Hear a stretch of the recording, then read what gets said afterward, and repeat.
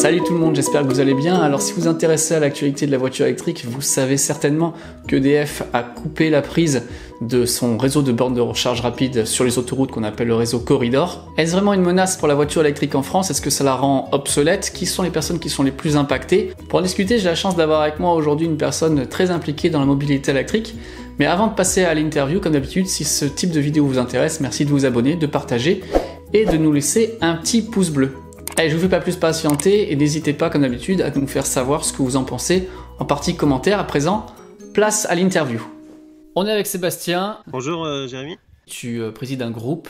Est-ce que tu peux nous en parler rapidement? Comme je suis dans les pionniers entre guillemets de l'électrique, j'ai créé un groupe qui s'appelle l'e-France Café, qui est un groupe Facebook qui est devenu une association aussi, qui est très apparenté Nissan, puisque à la base on avait Zoé et Leaf, et que nous on roulait en Leaf, voilà. J'étais Leaf aussi à l'époque. Ouais, voilà. Donc il y avait les Tesla évidemment, on en parle beaucoup plus maintenant, que je roule depuis 2013 en Nissan Leaf, et depuis un peu plus récemment en Kia Soul. Donc j'ai été utilisateur de ces bornes, je les ai vues arriver dans un premier temps, ça m'a fait un petit peu rigoler parce que c'était sur autoroute et qu'on prenait rarement l'autoroute avec nos voitures qui avaient 100 km d'autonomie. Mais comme je fais partie de ces gens qui ont aimé rouler tout de suite avec la voiture et qui ont aimé faire des kilomètres, quand j'ai fait mes premiers trajets, il n'y avait pas de borne Easyvia. Voilà. Petit à petit, on a tous été usagers de ce réseau. On peut dire du bien ou du mal, ça fonctionnait pas toujours, ça pouvait coûter cher, il n'y avait qu'une borne. Et puis si elle marche pas, voilà, on pouvait être dans la panade. Je suis resté 2 heures parfois à charger sur une cafétéria sur l'aire du Haut-Forest, pour ne pas la citer, parce que la borne était en panne et qu'on n'arrivait rien à faire avec l'assistance.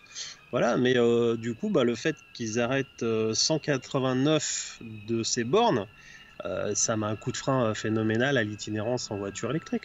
On va pas les blâmer de quelque part de pas vouloir entretenir un réseau qui coûte une fortune, avec des automobilistes qui passent 40 minutes sur une borne pour payer 15 balles et qui se plaignent parce qu'à côté ils ont une station-service avec 10 pompes où le gars il passe 5 minutes, il lâche 100 € et puis il s'en va. Donc ça on le sait bien, il va y en passer 1000 à la journée. Donc on sait très bien la réalité économique, le business model qu'ils ont pas encore pu trouver sur les bornes. Moi j'attends qu'une chose, c'est qu'il y ait quelqu'un, un autre opérateur qui se propose de les reprendre. Comme c'est le fait avec Autolib. Bah voilà, ils rétrofitent les bornes, j'en sais rien, ils se débrouillent, mais on peut pas laisser ces 190 bornes comme ça à l'abandon, décoratives, dans les stations-service avec un panneau borne hors service, quoi. Ce sont bien les mêmes bornes qui sont utilisées par la CNR.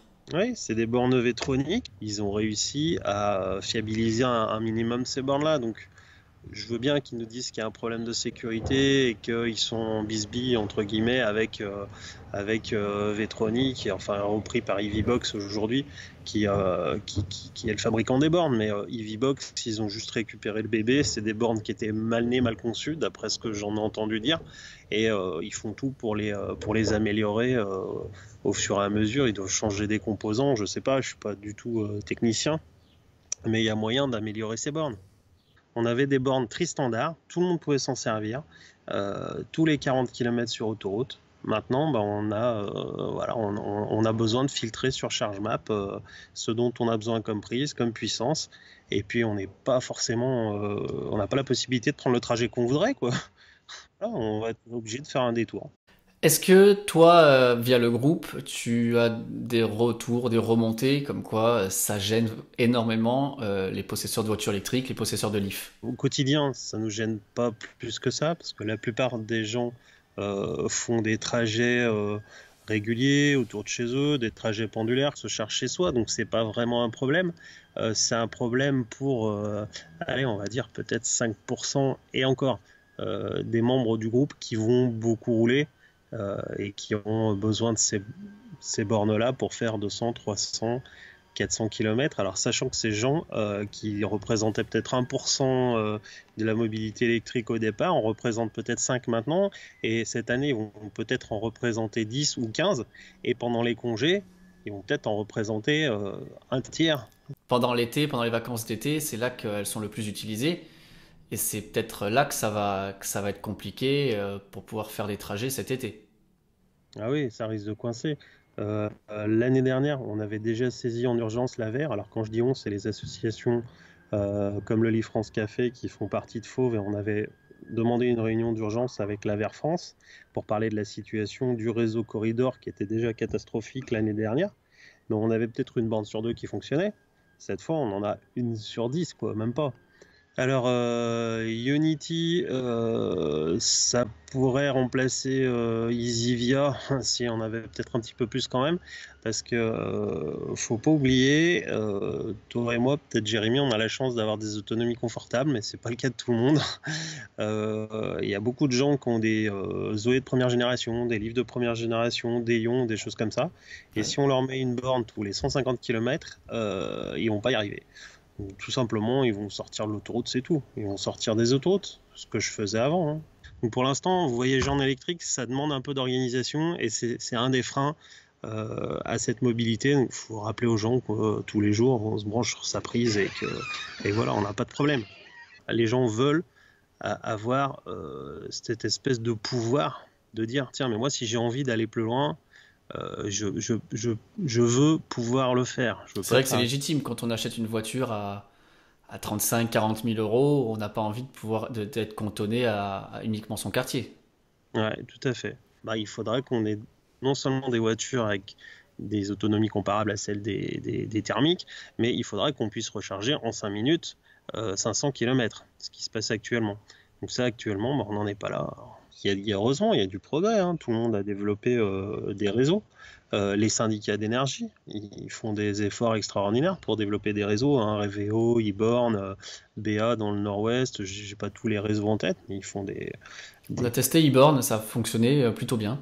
Ouais, donc c'est bien parti, quoi. C'est bien parti, il faut que ça continue, mais elle est lancée, la voiture électrique. Je sais pas ce que t'en penses, toi, Jérémy. C'est bon, elle est sur les rails. Que va valoir une voiture essence, que va valoir une voiture diesel dans 4 ans à la revente? À mon avis, pas grand-chose. Est-ce que tu penses qu'il n'est pas temps que des nouveaux entrants arrivent sur le marché et que finalement, tant pis pour EDF? Il y a des projets, nous on a été contactés à la Fédération des usagers par Smart Green Charge, qui est une start-up qui voudrait implanter des sortes de stations clés en main avec du solaire qui couvrirait le toit d'une station-service et des alentours, une tour avec une éolienne et des panneaux, du stockage électrique des batteries, quoi, en fait, hein. Mhm. Et puis qui pourrait installer comme ça des sortes de stations de recharge clé en main. Donc ça ce serait pas mal. Voilà, eux, bah, pour l'instant, bah, ils se heurtent au problème de soulever des fonds. Ça coûte très cher. On a fait une rencontre avec EasyVia Grand Lyon, qui a un autre réseau, du coup, qui n'est pas le réseau Corridor.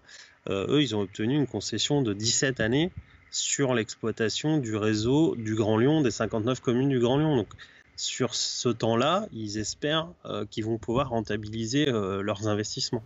Et c'est quoi comme borne? Il va y avoir des bornes rapides aussi sur ce réseau? Oui, il va être assez bien constitué parce qu'il y aura, on va dire, une pyramide avec une base de bornes très très nombreuses mais de petite puissance. Puis un deuxième étage de bornes plus puissantes mais moins nombreuses et ainsi de suite jusqu'à une station super rapide, une seule. Mais bon, c'est le début. Voilà. Est-ce qu'il y a des gens qui veulent quand même passer à la voiture électrique, je sais pas, qui veulent acheter une livre d'occasion ou qui ont envie de passer sur des nouveaux modèles? Qu'est-ce que tu as envie de leur dire quand d'un côté Ionity augmente son tarif, même si on l'a vu, il y a quand même des alternatives, et que de l'autre côté, les bornes EasyVia sont amenées à quasiment toutes disparaître? Qu'est-ce que tu as envie de leur dire à ces gens-là?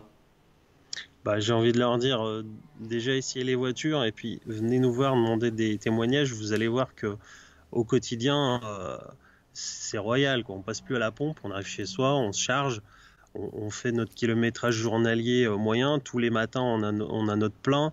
Je veux dire, ça nous impacte pas. On est beaucoup plus autonome finalement et indépendant que quelqu'un qui a une voiture essence et qui va trembler le jour où il y a la grève des, euh, des raffineries ou quelque chose comme ça, où ils y tiennent dans 15 jours, il n'y a plus rien. Voilà, commencer par une voiture en deuxième voiture, une électrique en deuxième voiture. Hein, tout le monde, les messieurs disent je vais en prendre une pour madame, puis après ils vont se rendre compte qu'ils auront envie de la conduire. On n'achète encore pas une électrique comme ça sans se renseigner. On s'enseigne un petit peu, puis on se rend compte que ça correspond à notre usage. Et c'est pour ça qu'on fait cette vidéo aujourd'hui aussi, c'est pour montrer que même si ces bornes disparaissent, C'est pas parce qu'il n'y a pas ces bornes qu'on peut pas rouler en voiture électrique. Pour ma part, je crois que la dernière fois que j'ai utilisé, même quand j'avais la Leaf, une borne EasyVia, ça doit remonter peut-être à 2 ans et demi. J'ai dû les utiliser 2 fois. Et pourtant, j'ai fait des dizaines de milliers de kilomètres en voiture électrique. Et je repense à mon frère, alors j'espère qu'il ne regardera pas les vidéos. Ah si, quand même, ouais, c'est ce qu'on va lui dire. On va lui dire de regarder. On va lui dire, frangin, regarde, il avait une Opel Ampera, donc voiture hybride, Ouais. rechargeable, qui fait, on va dire, entre 25 et 70 km d'autonomie en tout électrique, comme beaucoup de voitures hybrides rechargeables. Donc mon frère, quand j'ai acheté la Leaf, il m'a accompagné la chercher, il n'avait jamais mis en route son moteur thermique. Il allait à son travail à 25 km, il se chargeait à son travail sur une prise et il revenait et il ne mettait jamais en route son moteur thermique. Eh oui. Et ben, mon frère a fini par s'acheter une Model 3. Et je rigole parce que il a même enlevé sa borne de charge chez lui, sa wallbox. Et il m'a dit ouais non mais bon, avec les kilomètres gratuits que j'ai sur les superchargeurs, je me suis encore pas chargé à la maison. Avec la prise que mon patron me met, je me suis pas chargé à la maison. On entend parler d'un corridor 2 qui serait hors autoroute et qui serait basé plus sur le système superchargeur et sur le système du coup Ionity. Qu'est-ce que tu en penses? Bah, c'est pas plus mal qu'on ait une alternative. J'ai envie de dire que les pétroliers traditionnels investissent le secteur des bornes de charge. Un jour sur autoroute, on aura, je l'espère, à côté de la station-service classique, la station de recharge, avec merci, un toit pour pas se prendre la flotte quand il pleut et avoir un peu d'ombre quand il fait soleil et avoir tous les services associés parce qu'on n'est pas des automobilistes au rabais. En plus, on attend un peu plus que les autres, donc on va être des consommateurs plus intéressants pour vous parce qu'on va prendre un café, on va en prendre 2, on va peut-être même acheter un sandwich alors que les autres, ils font leur plein, ils s'en vont. Donc voilà. Donc un jour, on aura ça et puis qu'on a un autre réseau hors autoroute, quoi. Voilà. Il y aura un modèle économique de toute façon à repenser et qui va certainement arriver dans les mois et années à venir. Pourquoi pas de vendre des voitures aussi, parce que j'ai jamais tant de personnes qui viennent me voir et me parler de voitures électriques et qui sont intéressées que quand ils me voient me charger. C'est intéressant ça. Je branche ma voiture. Ah ouais, systématiquement, je branche ma voiture et on vient me voir. Alors surtout en plus avec ma livre d'auto-école, avec le panneau sur le toit, en plus ils vont être 2 fois plus interloqués. Mais on a le droit d'apprendre à conduire. Oui, on a le droit. Et pour conclure, du coup, est-ce que vous faites des événements pour les gens qui sont intéressés? Comment on fait pour te contacter? Merci Jérémy. En effet, vous pouvez me contacter. Donc vous tapez Leaf France Café dans Google. Vous aurez le choix entre aller sur le site ou sur le groupe Facebook. Le groupe Facebook, ça vous permettra d'avoir beaucoup d'échanges avec les 2300 personnes qui sont dessus. Vous verrez sur le site internet qu'on fait des rencontres. Il y a une page agenda. En général, on fait beaucoup Valence et Lyon comme rencontre. On a un groupe sur Toulouse qui est très actif aussi. On a un groupe sur Limoges qui est très actif. Normalement, on fera une rencontre à Civaux en fin juin. Civaux, c'est un endroit où il y a une centrale nucléaire et où on développe le V2G, le véhicule to grid. Donc c'est pour montrer un petit peu aux gens qu'on peut brancher des Leaf sur le réseau puis qu'elles peuvent redonner de l'électricité au réseau. Voilà, allez voir tapez sur Google leaffrancecafé.com. On est ouvert à tout le monde. C'est pas parce que ça s'appelle Leaf que vous êtes obligé d'avoir une Leaf.